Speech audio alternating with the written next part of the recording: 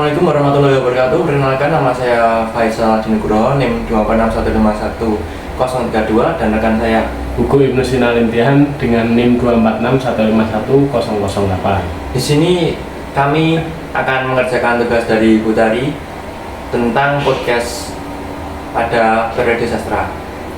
Nah, di video kita kali ini kita akan membahas tentang periode sastra angkatan 45 atau angkatan kemerdekaan.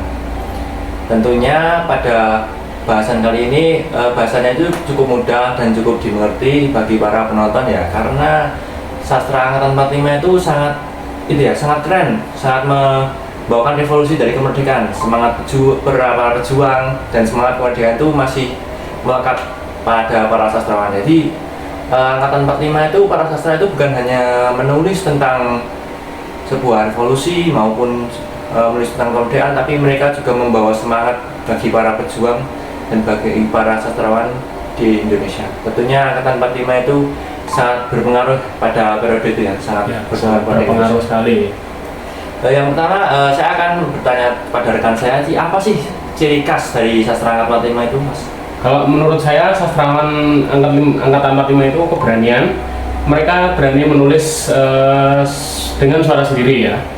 Lepas dari aturan sastra lama, bahasa yang dipakai juga lebih lugas, ekspresif, dan penuh emosi.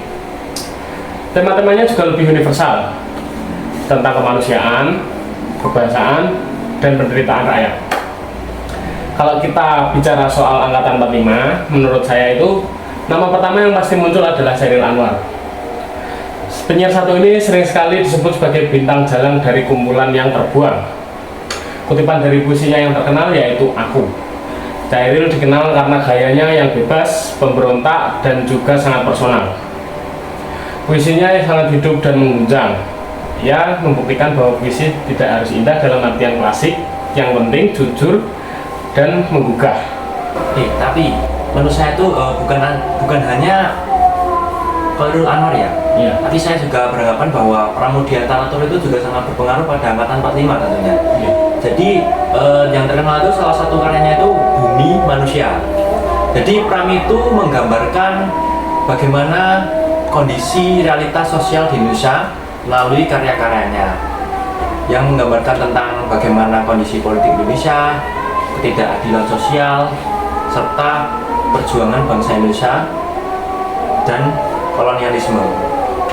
Nah, saya mau bertanya kepada Mas Hugo nih, apa sih yang satu hal yang menjadi khas dari angkatan 45 menurut kamu? Nah, saya memiliki pendapat, yaitu ada satu hal menarik dari angkatan 45, yaitu peran sastra sebagai alat perjuangan. Jadi angkatan 45 itu menggunakan sastra, atau bisa juga disebut peran sastra sebagai alat perjuangan mereka. Di tengah kondisi politik dan sosial yang belum stabil, mereka tetap menulis dan menyuarakan keresahan dan harapan. Sastra bukan sekedar hiburan, tetapi juga bentuk perlawanan dan refleksi zaman. Menurut saya itu pengaruh angkatan 45 itu sangat besar. Besar. Apa sih Mas pengaruhnya, Mas?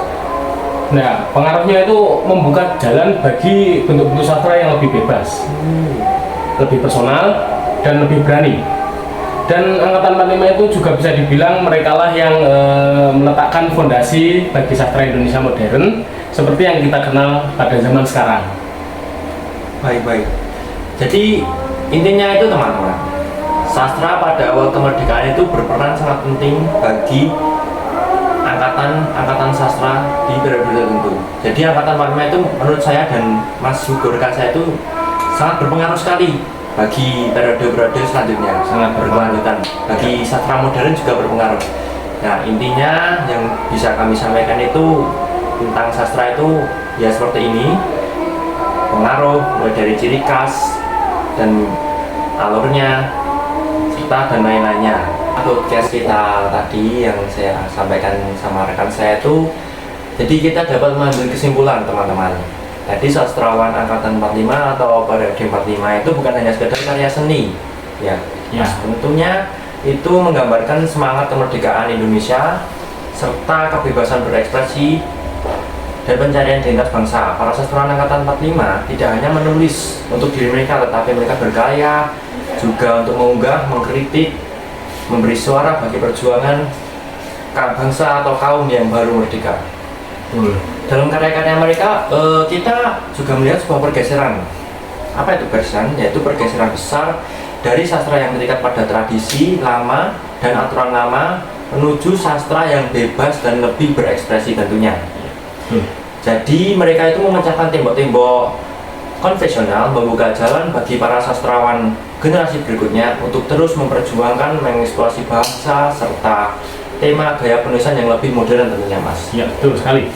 Walaupun sebagian besar sastrawan angkatan 45 seperti Chairul Anwar itu meninggal saat muda tentunya, itu tapi karya-karya mereka itu tetap hidup sampai sekarang. Mereka telah membuka jalan bagi sastrawan modern untuk terus berpikir kritis serta menjadikan sastra sebagai alat untuk perjuangan dan pemikiran yang lebih dalam. Nah, sobat, jadi begitulah podcast yang dapat kami sampaikan tentang sastra periode angkatan 45, sebuah era yang bukan hanya merayakan kemerdekaan tetapi juga menyongsong kebebasan dalam berkarya dan berpendapat. Ini adalah semangat yang terus menginspirasi baik dalam dunia sastra maupun kehidupan sosial dan politik Indonesia hingga saat ini. Saya Faisal Dilbro dan rekan saya Hugo Ibnu Sinalihan memohon maaf bila ada salah kata dalam penyampaian materi yang kekurangan dan kami sampaikan.